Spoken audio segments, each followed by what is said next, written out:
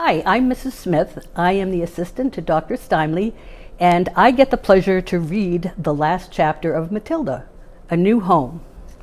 Later that day, the news began to spread that the headmistress had recovered from her fainting fit and had then marched out of the school building tight-lipped and white in the face. The next morning, she did not turn up at school. At lunchtime, Mr. Trilby, the deputy, had telephoned the house to inquire if she was feeling unwell. There was no answer on the phone. When school was over, Mr. Trilby decided to investigate further, so he walked to the house where Miss Trunchbull lived on the edge of the village, the lovely small red brick Georgian building known as the Red House, tucked away in the woods behind the hills. He rang the bell. No answer. He knocked loudly. No answer. He called out, "Is anybody home?" No answer. He tried the door, and to his surprise, he found it unlocked. So he walked right in. The house was silent, and there was no one in it, and yet all the furniture was still in place. Mr. Trilby went upstairs to the main bedroom. Here also everything seemed to be normal, until he started opening drawers and looking into the cupboards. There were no clothes, there were no underclothes or shoes anywhere. They had all gone. "She's done a bunk," Mr. Trilby said to himself, and he went away to inform the school governors that the headmistress had apparently disappeared. On the second morning, Miss Honey received by registered post a letter from a firm of local solicitors informing her that the last will and testament of her late father, Dr. Honey, had suddenly and mysteriously turned up. This document revealed that ever since her father's death, Miss Honey had in fact been the rightful owner of the property on the edge of the village known as the Red House, which until recently had been occupied by a Miss Agatha Trunchbull. The will also showed that her father's lifetime savings, which fortunately was still safely in the bank, had also been left to her.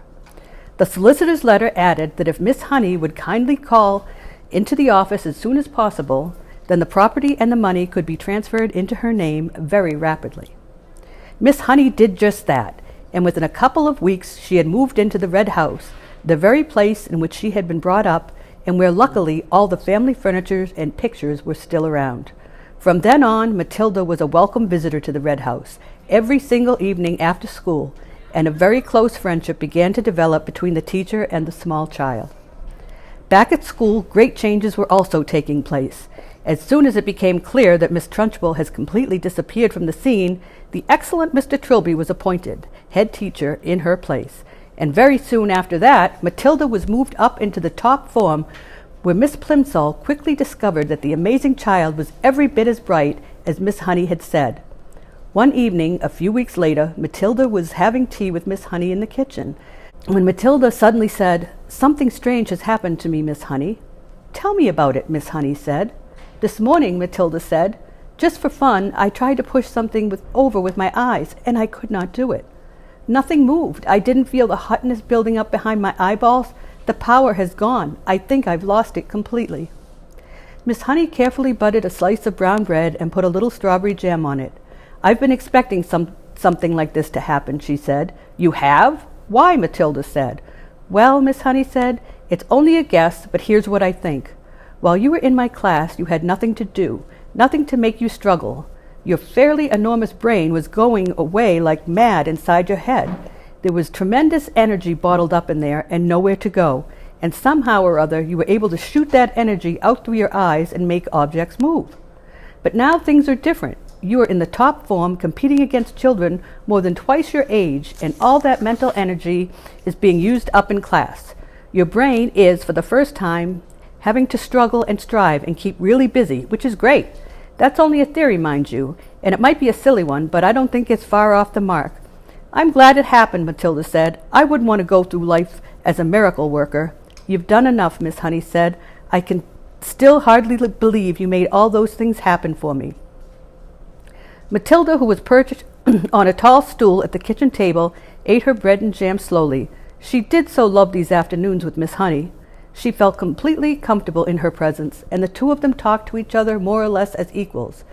"Did you know," Matilda said suddenly, "that the heart of a mouse beats at the rate of 650 times a second?"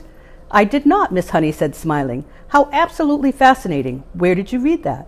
"In a book from the library," Matilda said, And that means it goes so fast that you can't even hear the separate beats. It must just sound like a buzz.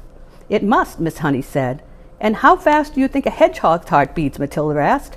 Tell me, Miss Honey said, smiling. It's not as fast as a mouse, Matilda said. It's 300 times a minute.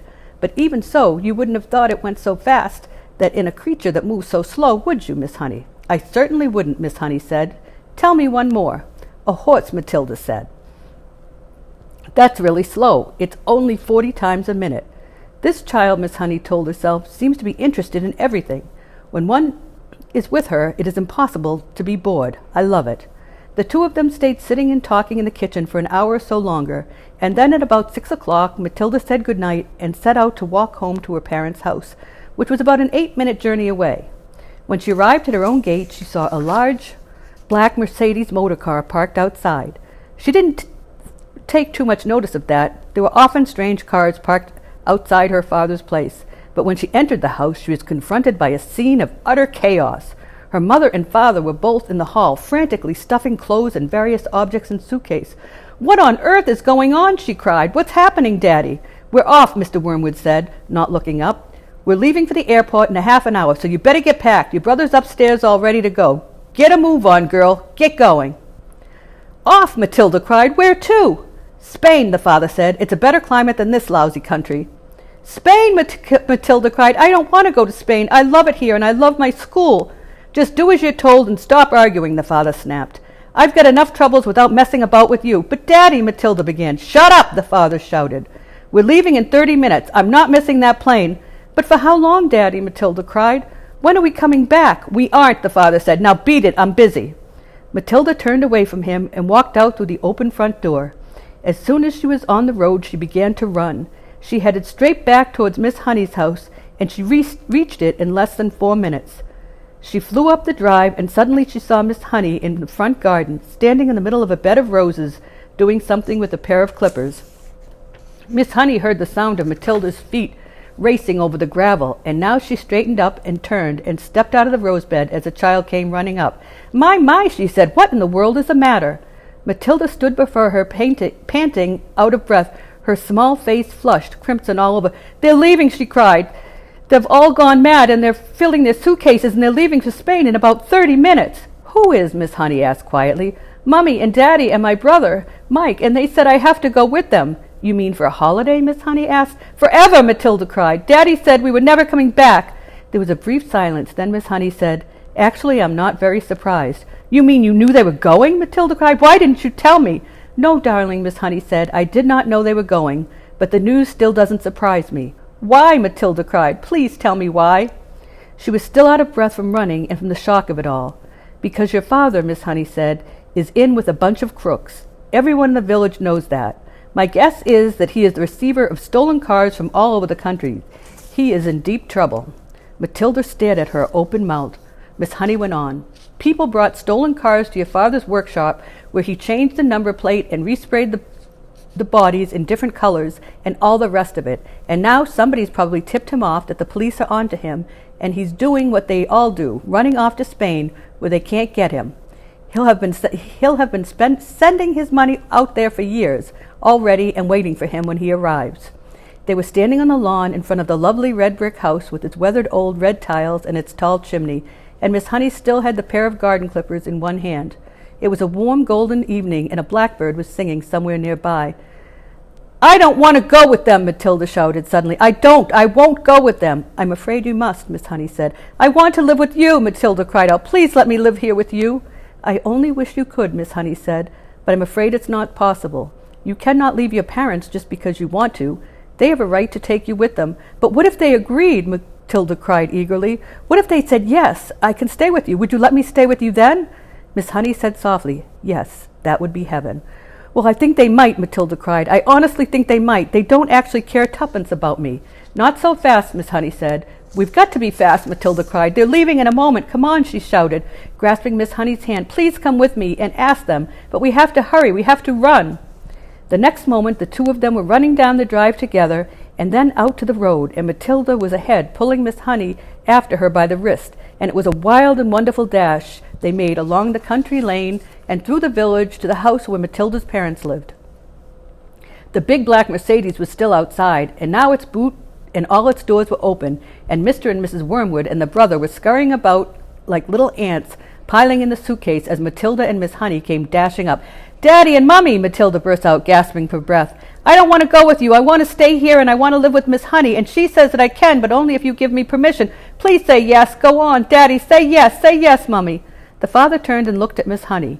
"You're the teacher who once came here to see me, aren't you?" he said.